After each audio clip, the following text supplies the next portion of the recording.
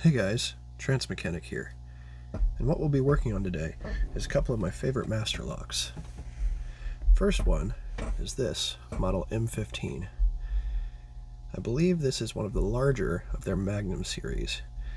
It's got a decently thick shackle and a fairly heavy body, and unlike some of their smaller Magnums, this one has a 5-pin core.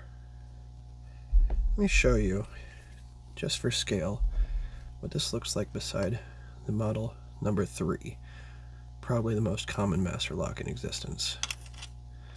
As you can see, it's a fairly substantial lock.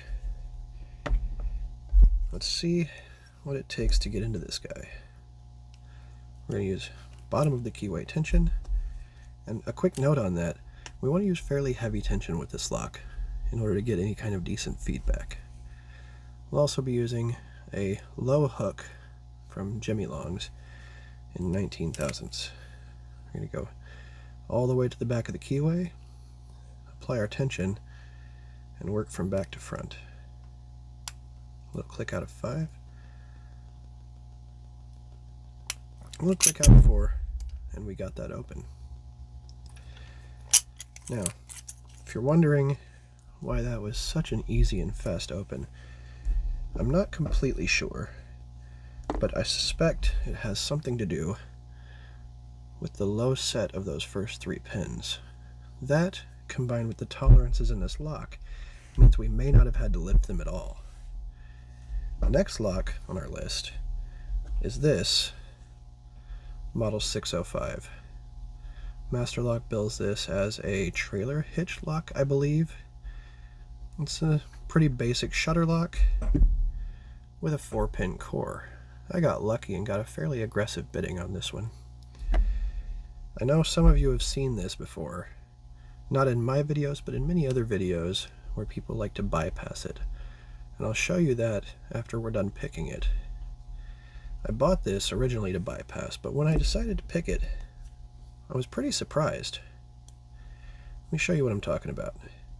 We're going to use top of the keyway tension and a deep monkey paw from Sparrows.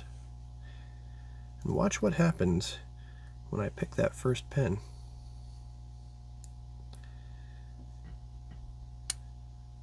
We're going to go into a very deep false set.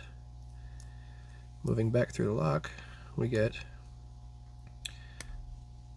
a lot of counter rotation, and again quite a bit of counter rotation.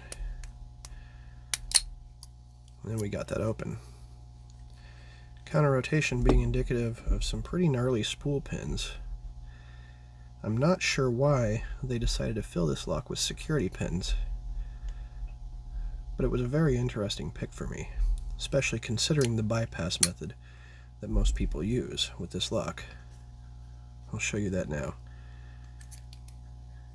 We're going to go into the back of the keyway, just like this, with our pick pointing towards the pins, but we're going to go all the way behind the pins and then lever like that, just moving the pick down a little bit. And what I'm doing there is I'm pulling at the actual locking mechanism itself. Let me reset this with the shackle open so I can show you what I'm talking about. Hold on. It's a little bit stiff. There we go. Okay, now if you look in the back here, you can actually see the locking catch. And we're going to go ahead and go in there with a pick and show you from this angle. You might be able to watch that move as I pull that down. Like that. So, it's a darn shame they didn't secure the back of that keyway better, because otherwise this would have been a fairly high security lock.